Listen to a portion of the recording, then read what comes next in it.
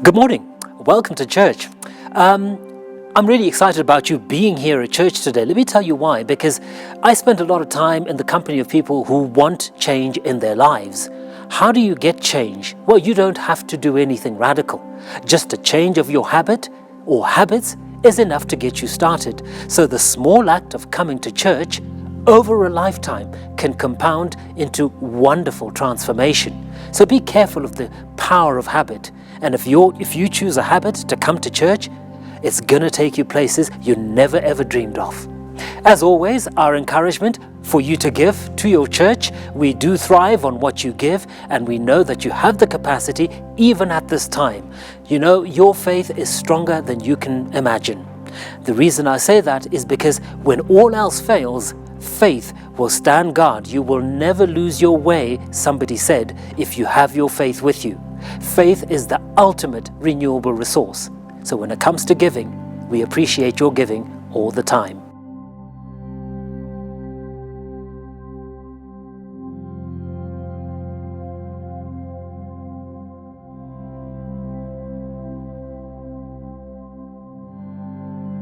A reminder, the coronavirus, please to protect yourself in all the ways that are recommended. The disease is still very much within us and around us. So whatever you can do to remain alert might just save a life, and certainly yours. What is coronavirus? Coronavirus is a large family of viruses which may cause illness in animals or humans. In humans, several coronaviruses are known to cause respiratory infections ranging from the common cold to more severe diseases such as MERS and SARS. The most recently discovered coronavirus causes coronavirus disease, COVID-19. The most common symptoms of COVID-19 are fever, tiredness, and dry cough. Some patients may have aches and pains, nasal congestion, runny nose, sore throat, or diarrhea. If you have any of these symptoms, seek medical care immediately. Let's keep coronavirus out. This message was brought to you by the Ministry of Health and Childcare in partnership with Cassava Smart Tech, Higher Life Foundation, and Econet Wireless.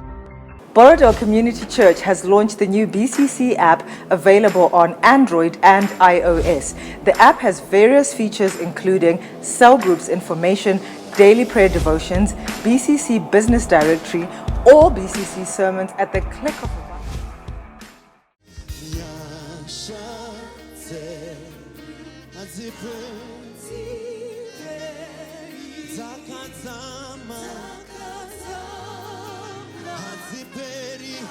Let's sing together, church. Nyasha tenyu, Haziperi, Zakazama, Haziperi, Ito nyasha tenyu,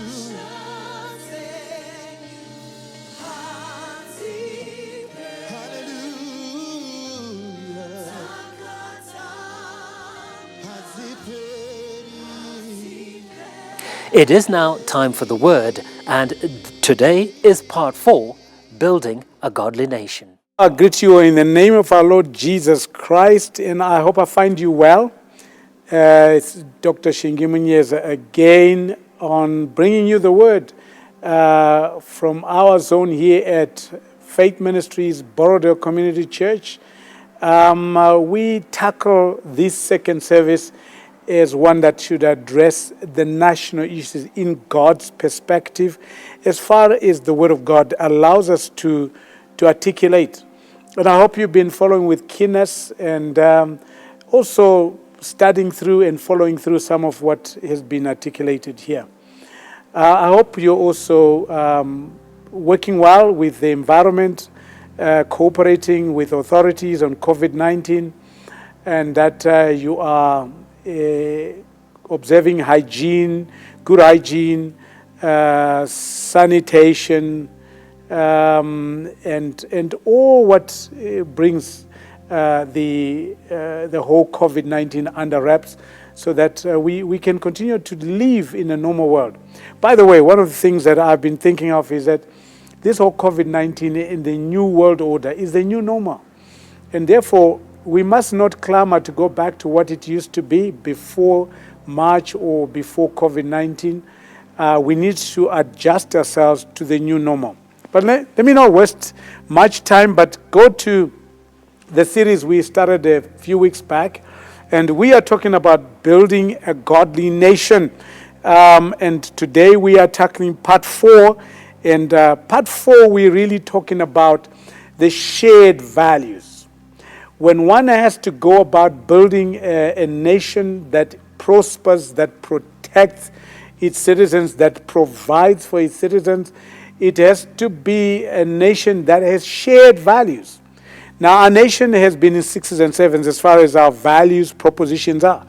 We, a few weeks ago, did go back to the preamble of the Constitution and articulated what the preamble actually gives to us is shared values. These were not contested. These have never been disagreed on. But in practice, we don't have clearly laid out shared values which are modeled by those who are in leadership and by those who are in authority.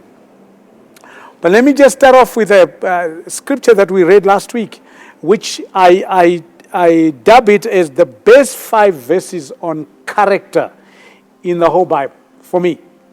The best 5 verses on character in the whole Bible for me. And it is in Psalm 15, verse 1 and 5.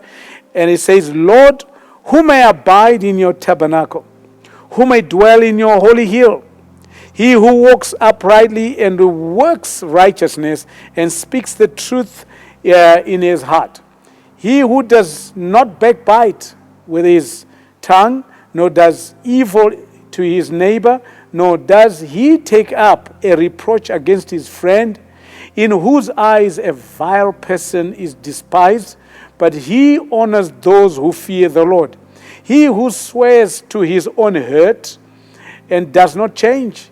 He who does not put out his money at usury, nor does he take a bribe against the innocent.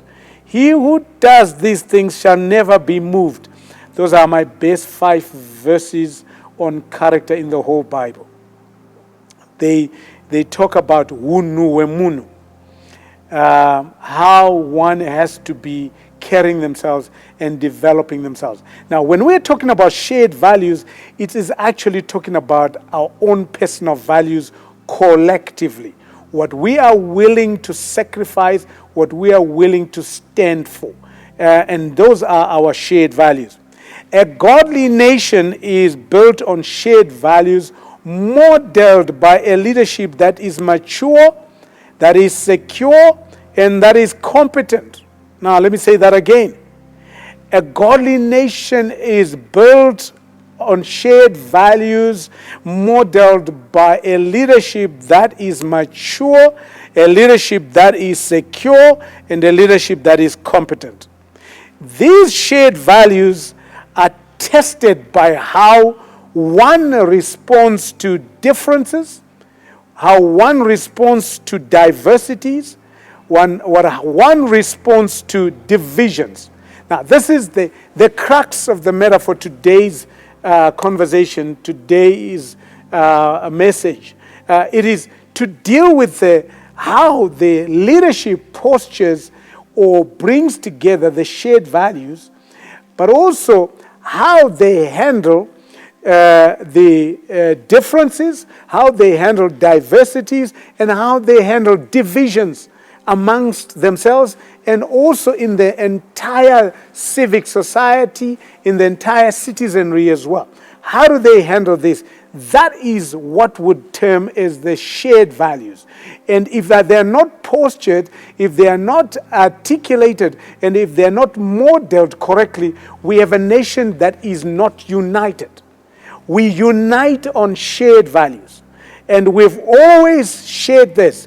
The church is united as they are, and they were at that time the Zimbabwe heads of Christian denominations, and this is the ZCBC, Zimbabwe Catholic Bishop Conference, ZCC, Zimbabwe Council of Churches, and EFZ, Evangelical Fellowship of Zimbabwe, then united to form and to put together a document that was called the Zimbabwe We Want.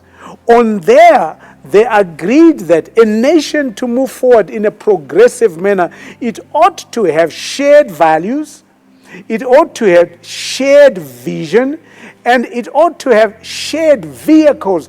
And these vehicles, I'm talking about the ways it will move itself to development or achieving its vision.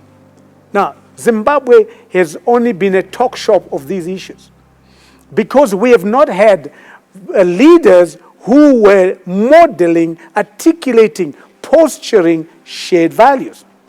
So that is the crux of the matter today, that we're talking about shared values. If we're going to build a godly nation, we ought to come together and say, what is our shared values?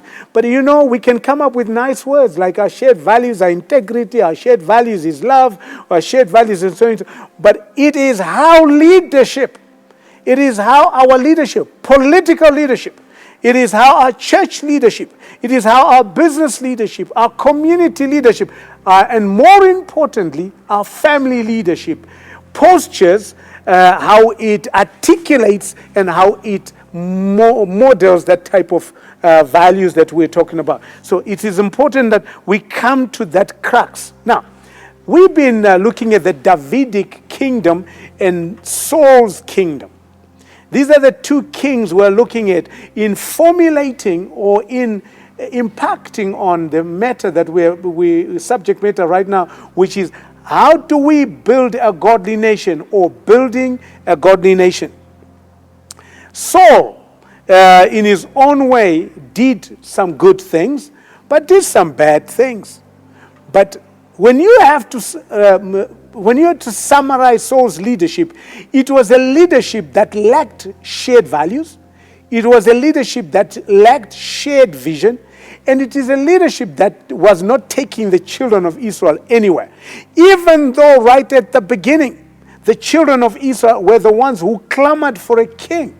And they chose Saul because he was a head and shoulders above everybody else. That king will contend with the other kings of other nations. That king will bring prosperity to Israel. That king will bring protection to Israel. But the opposite happened. Because even though they had wanted that, right at the beginning, Samuel warned them. And he said that the king that you want will actually not give, but he will actually take from you.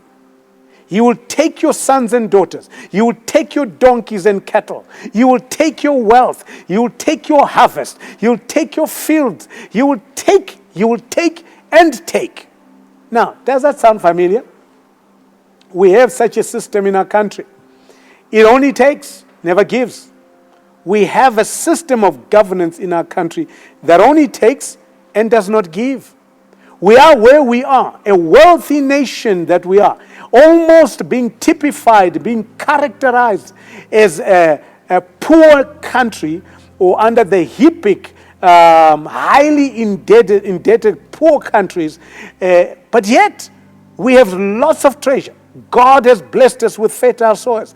God has blessed us with rich minerals, chrome, platinum, gold, silver, and the like diamonds. But yet, we're now closely to be classified as a highly indebted poor country.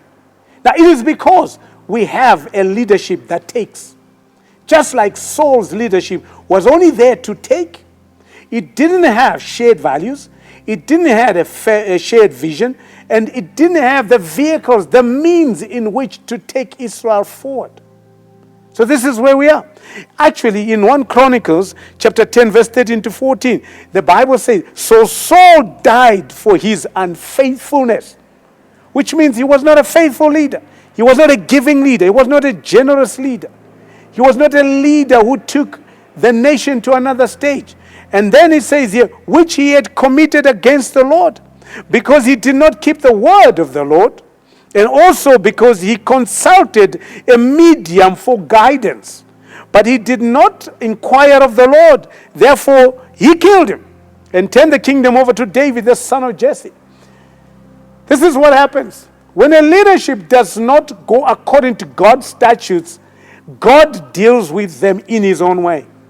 For Saul, Saul consulted the occult. And as a result, God was unhappy. And when God was unhappy, he made Saul fall on his own sword. And that is how God dealt with Saul.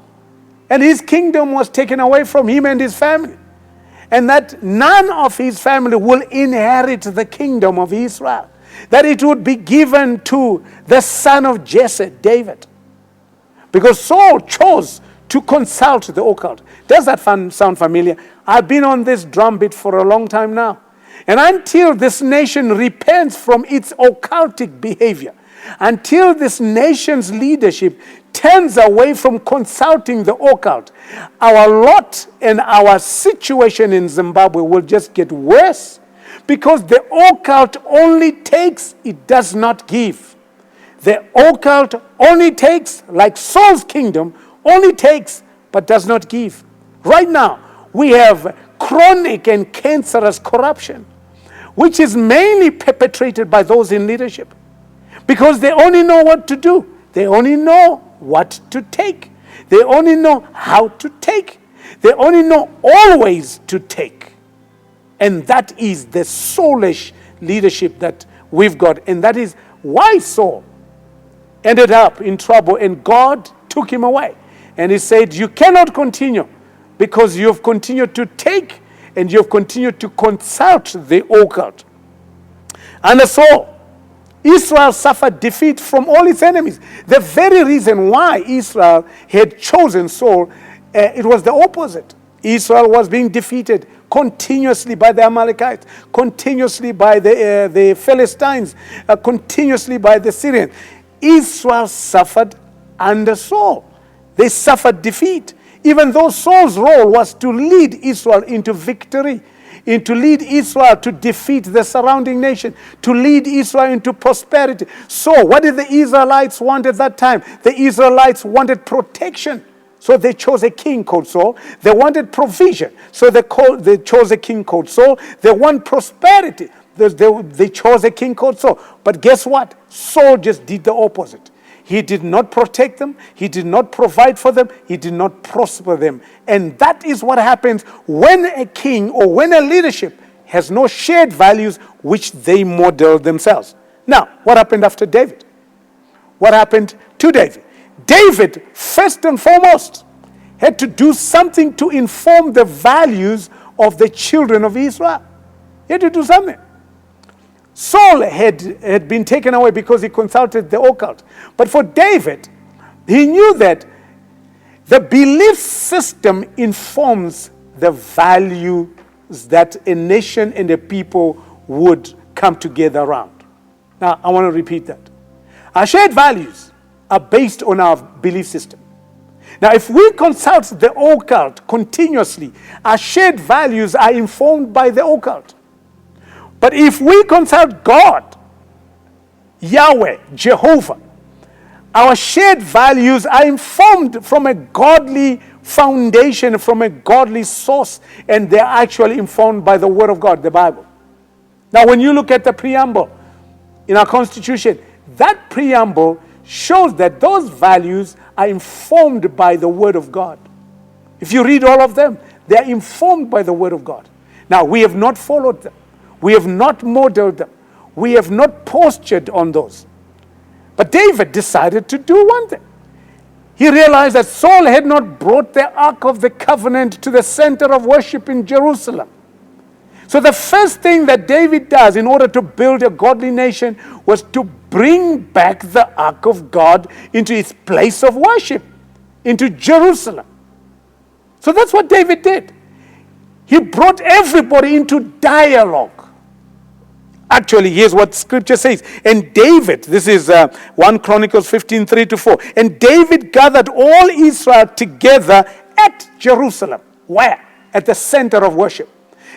Mind you, before he did that, he had chased away and defeated the Jebusites who had occupied Jerusalem in Saul's time. So there was no center of worship which informed shared values. So David had to defeat the Jebusites first. And then, after that, he called the children of Israel in Jerusalem, dialogued with them. And this is what he says, to bring up the ark of the Lord to its place, which he had prepared for it. Then David assembled the children of Aaron and the Levites. So a godly order of worship and bringing the presence of God was instituted. It was brought to the center in Jerusalem by David himself. Now that began a shared values proposition for David to build the nation of Israel. Many other things had happened. Like in the past, we talked about submission. We talked about a nation that honors its promises. Today, we're talking about shared values. So David had to make sure that what will inform the shared values is not just his mere words. What will inform the shared values is the center of worship being the worship of Jehovah, so that he would move the children of Israel from an occultic behavior which was perpetrated by the previous king, King Saul, and he had to change that quite drastically to say, look, none of the occult worship in this place, not under my watch. So he brought the Ark of the Covenant into Jerusalem, and that the children of Israel would worship Yahweh Jehovah and not be led to worship the occult. Shared values will always lead to a shared vision.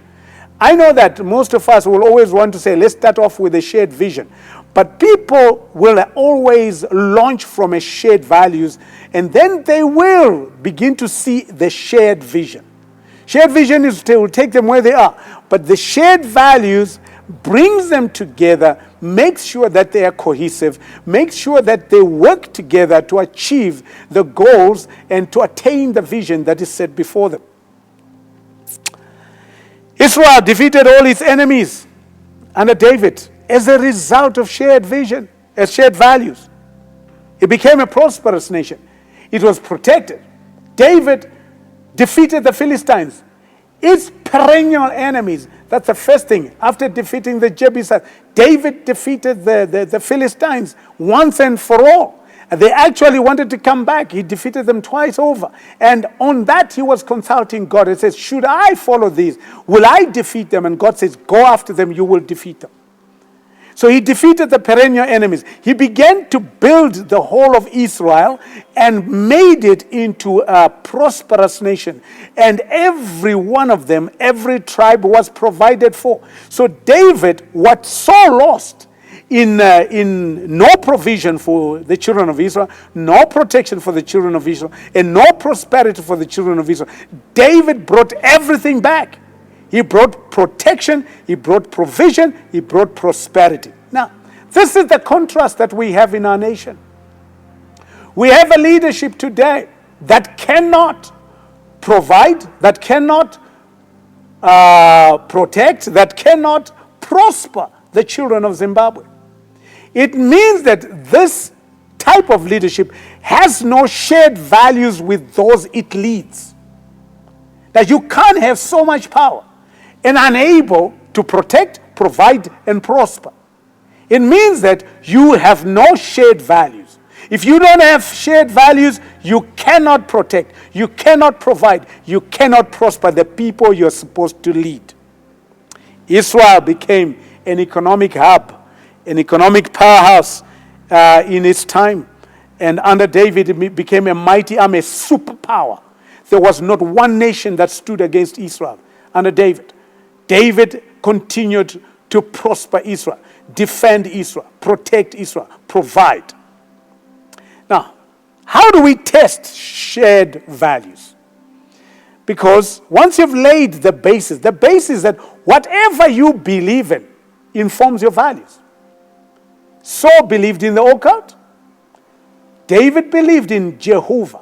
So he brought everything to Jerusalem for Jehovah to be worshipped.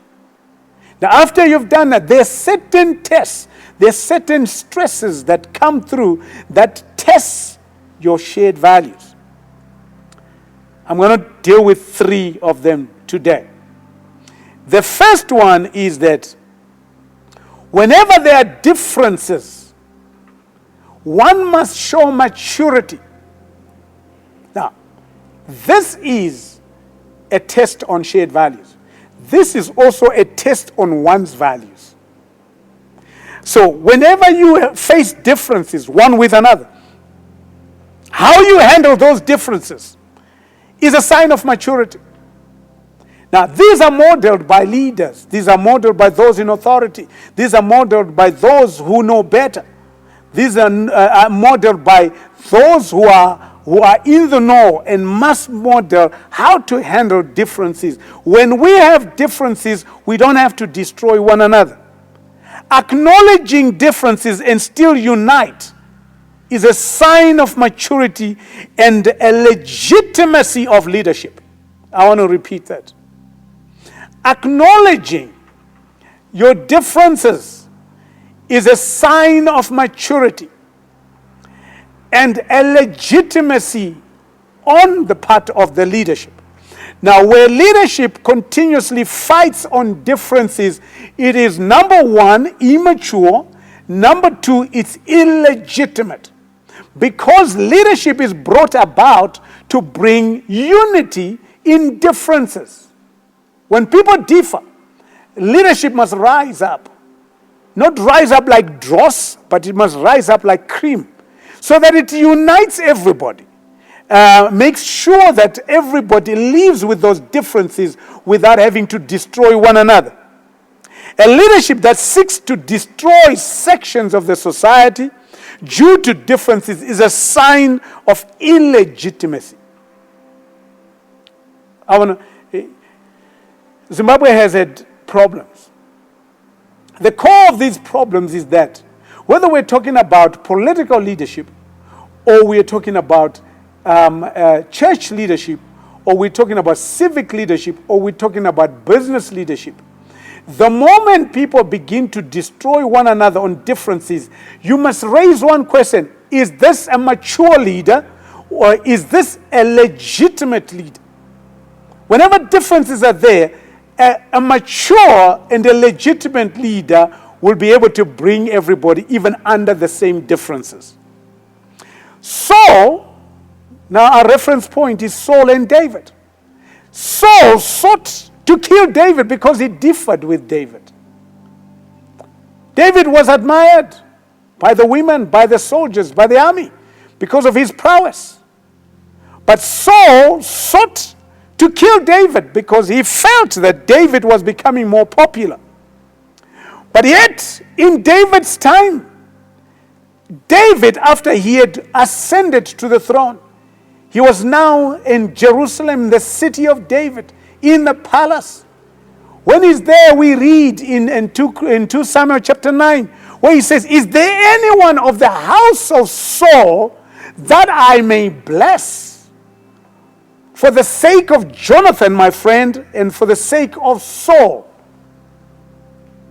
What kind of a leader is that? I wish we could have the same thing in Zimbabwe, where our leaders rose above their differences and actually stood to bless one another, like David does here. A mature leader who unifies is one who tolerates differences with his opponents and still gives them a place at the table. Now, this is what David does. He asks, is there anybody? He says, yes, there is Mephibosheth, who is crippled from waist downwards, and he can't walk. And Ziba, the servant of Mephibosheth, and also the servant of Saul, comes and says, he is crippled. You don't need that type of guy in palace. But David says, bring him. Go get him. And guess what? Ziba went and collected Mephibosheth. And Mephibosheth, the moment he sees David, he says, what does your master need to do with such a dog like me? But David was having none of it, because he saw beyond what anybody else was saying. He says, as for you, I am going to restore everything that your grandfather Saul had. You will be able to sit at my table forever and eat at my table forever. This is David talking to Mephibosheth. Now, I long for such a leadership in our country. I long for such a leader in our country who will bring his opponents together and share the same table, who will not be bothered by the differences that they have. Now in our country, guess what? If you differ with the leadership of this country, you are either abducted, you are either shot at, you are either incarcerated, or we're still killed because you differ. Nothing to do with constitutionalism, nothing to do with our constitution. When you differ with our leadership, you are abused, you are abducted, you are incarcerated, you are killed, and you are marginalized because you differ with the leadership. We are praying for a godly nation, that one of these days we'll have a leader who will say, I don't care how you differ with me. Come, let's build this country together.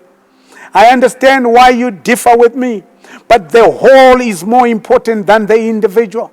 That I am a passing phase as a leader. I want to do the best I can in this short period of time, that I am your leader, and that I will be able to bring each and every one of you, those who agree with me and those who disagree with me. And that one of these days we will be a united nation with our differences. That's a leader that David was. That leader must become a Zimbabwean leader. Right now, we don't have such leadership in Zimbabwe that unites us with our differences. We are abused when you differ with the leadership. The next thing is how you test shared vision, is that acknowledging diversity and still unite is a sign of security. So be secure in diversities. So one is be mature in differences. This one here is be secure when you have diverse people around you, diverse views around you. They are not really differences, but they are diverse. They are just people coming from different backgrounds. And that your role as a leader, to have shared values, you ought to show a secure heart, or you have to show security in yourself that I don't mind people coming from different backgrounds. Now, insecure leaders push tribalism, they push nepotism, racism, regionalism, sexism, misogyny, classism, etc., etc. These are insecure leaders. They always play on the part, or they always play around with the issues that are diverse. Like they push the whole tribalism ticket in a big way. And we have noticed that over the years, tribal issues in Zimbabwe have played a big part. These have formed the center of our lack of development because we continuously focus on tribalism, racism, regionalism, sexism, classism, and nepotism, families, dynasties coming into power. And related ones are the only ones that are allowed at the table, and so on. Saul focused and strengthened the tribe of Benjamin and no one else. In fact, up until David was in office, the children of Benjamin, or the tribe of Benjamin, were still paying allegiance to Saul, even though he had died. But David did an amazing thing. He accepted them. He says, come and sit with us. Come and join the rest of the nation of Israel. He did not stigmatize them. He did not factionalize them. He did not seek to eliminate them, but he sought to bring them into the fold. We want such a leadership. These are issues of shared values, my friends. These are issues of shared values, because shared values requires a certain caliber of leadership. That caliber of leadership is one that is secure in diversities. This insecurity is the main cause of corruption, because we start ganging up in our tribal groupings, we gang up in our family groupings, racial groupings, and regional groupings, sexual groupings, and class groupings, and therefore we marginalize the majority, and we begin. And this is the center of state capture. This is the center of state capture. Now, the last thing that I would like to bring to you is competence. When you need to have shared values, you also need a competent leadership. You must show competence in divisions. Seeing division and still unite is a sign of competence. When you see divisions, you are leading a group of people, they are divided. Now, in Zimbabwe, we know it better. There's one word. We know it as factions. We have factions in our country. Whether it is in the ruling party politics, or it's in the opposition party politics, or it's in businesses, or it's in churches, or it's in civic society, we have factions. This is one of the ways that has caused lack of development in our country. Incompetent leaders will always foment divisions. Their motto is divide and rule at all costs. They major on factionalism. In Chronicles chapter 12, verse 16 to 8, and says, and to 18 says, Then some of the sons of Benjamin and Judah came to David at the stronghold, and David went out to meet them, and answered and said to them, If you have come peaceably to me to help me, my heart will be united with you. But if you betray me to my enemies, since there is no wrong in my hands, may the God of our fathers look and bring judgment. Now, David doesn't say, I will bring judgment. He says, God will bring judgment. But he was seeking to rise above petty tribes. Tribe of Benjamin and tribe of Judah come in, and anybody would have seen that as, oh, these are factions that are coming to me. But he then tests them. He says, if you're coming to me with some ulterior motive, God be your judge. God be your judge. Then the Spirit came upon Amasai, chief of the captains. He said, We are yours, O David. We are on your side, O son of Jesse. Peace, peace to you, and peace to your helpers, for your God helps you. So David received them and made them captains of the troop. Wow. Wow. David receives these factional leaders and incorporates them into the main army. How do you do that? We need such a leader in our country who will destroy factionalism at a national level and brings everybody together. Now, what we have is reprisals of those on the opposite faction. What we have is vengeance and revenge on those who are on the opposite faction. Can't we stop this factionalism once and for all and unite the nation? In our divisions, bring us together. We need shared values. As I finish, the inability to handle differences, diversities, and divisions will hinder development, and it is a sign of an immature, incompetent, and insecure leader. That's what it does. It brings an incompetent leader, an insecure leader, and immature leader. Now, that is where the center of our problem is right now in this country. If you're to do any investigations why we are where we are, it is because we have got a system that is insecure, incompetent, and immature to bring about a shared value proposition that the nation comes together.